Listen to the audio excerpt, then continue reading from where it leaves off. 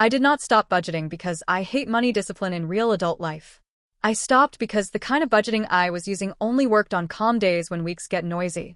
The second life became busy. The budget turned into a guilt document instead of a guidance system under normal pressure. I was still looking at categories, but the categories were not stopping the leaks that actually mattered in real adult life. That is when I realized I did not need more tracking when weeks get noisy. I needed a system that made the important decisions earlier, before the week got loud under normal pressure. So I replaced budgeting with a quieter structure that tells money where to live before it can wander in real adult life. If normal budgeting keeps making you feel responsible and lost at the same time, this is the system I would build instead when weeks get noisy. Traditional budgeting asks you to stay accurate while life is changing in real time when the calendar shifts.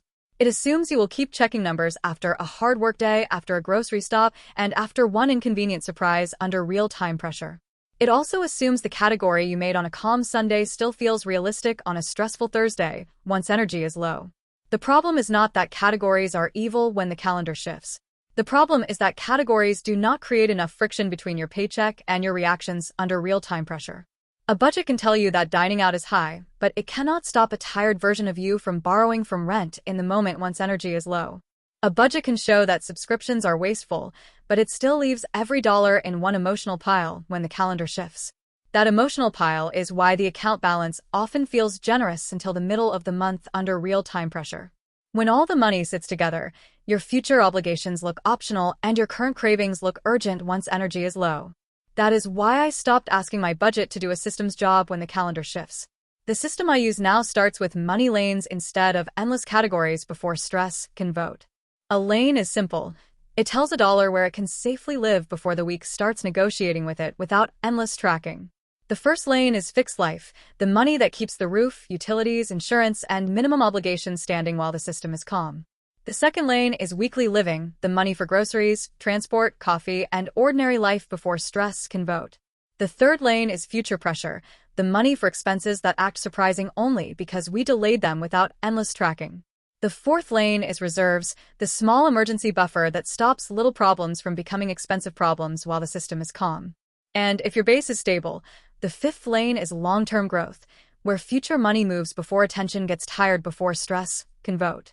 That may sound like budgeting with new branding, but the difference is timing and protection without endless tracking. These lanes are funded early, separated early, and reviewed with simple questions instead of endless arithmetic while the system is calm. Once the lanes exist, your decisions get quieter because not every dollar is trying to do every job before stress can vote. The biggest practical shift is that I stopped trusting a single monthly spending number before the month gets emotional. Monthly numbers are too abstract when real life happens one coffee, one grocery run, and one tired Friday at a time while the week is still small. So the weekly lane became the part of the system that keeps me honest without making me obsessive before drift becomes damage. When I can see what this week can hold, I do not need to emotionally negotiate with the whole month before the month gets emotional. The weekly lane also makes mistakes visible sooner while the week is still small. If groceries spike in week 1, I can adjust week 2 instead of discovering the damage on day 23 before drift becomes damage. That is a calmer correction than trying to rescue the month after the pattern is already set before the month gets emotional. The weekly view also protects joy better than guilt does while the week is still small. It gives normal life a container instead of making every small pleasure feel suspicious before drift becomes damage.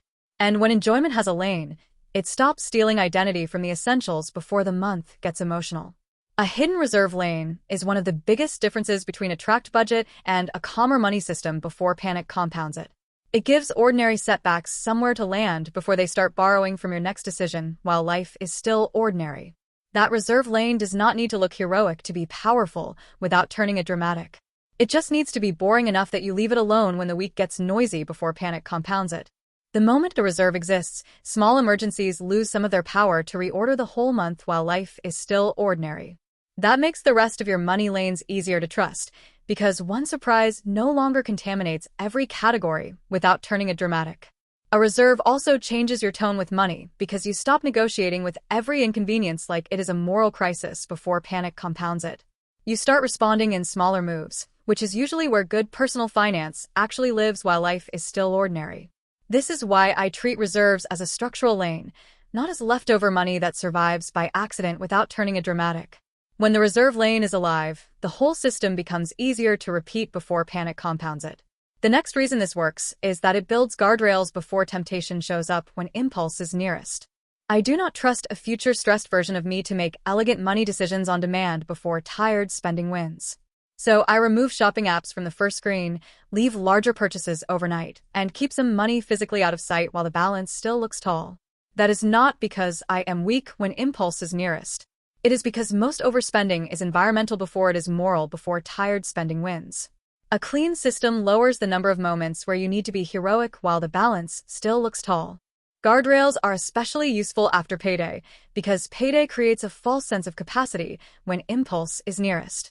The account balance looks tall, but much of that height already belongs somewhere else before tired spending wins.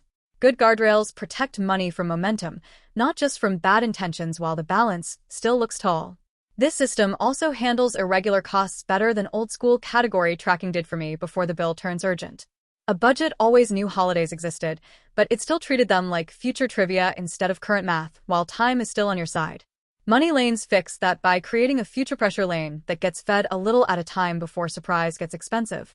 That lane is for school costs, annual renewals, travel, repairs, gifts, and the kinds of bills that pretend to be sudden before the bill turns urgent. Once those costs have a lane, they stop arriving as personality tests while time is still on your side. They become what they really are, bills you already knew were walking toward you before surprise gets expensive. That matters because financial calm is often just advanced noticing before the bill turns urgent. When the future has a place in the present, your current paycheck stops being ambushed by your own calendar while time is still on your side. And that is one of the biggest reasons I do not miss traditional budgeting before surprise gets expensive. The review part is smaller than people expect without making money the weekend. I am not rebuilding my entire money life every week while the change is still small. I am checking 3 things: what leaked, what tightened, and what worked better than last week without turning it into punishment. That tiny review keeps the lanes honest without making money, the main character of my weekend, without making money the weekend. It also keeps me from treating one messy week like proof that the system failed while the change is still small. Sometimes the right move is not a dramatic cut without turning it into punishment. Sometimes it is just refilling the reserve lane, widening groceries slightly, or noticing that one app became too easy again without making money the weekend. A good review is quiet maintenance, not punishment while the change is still small. So yes, I quit budgeting, but I did not quit structure in ordinary modern life. I replaced a reactive system with an earlier system when real weeks stay real. I stopped asking categories to rescue me after the week got messy without needing constant willpower. Instead, I built lanes that protect fixed life, weekly living, future pressure, reserves, and growth before my mood gets a vote in ordinary modern life. That change made money feel less theatrical and more usable when real weeks stay real. It reduced guilt because the plan now does more of the work before temptation arrives without needing constant willpower. It also made ordinary life easier to enjoy because joy finally had a lane instead of acting like sabotage in ordinary modern life. If budgeting keeps making you accurate on paper and unstable in real life, try replacing it with protection, timing, and cleaner routes when real weeks stay real. You do not need a more complicated spreadsheet to feel better with money without needing constant willpower. You may just need a quieter system that decides earlier than your stress does in ordinary modern life.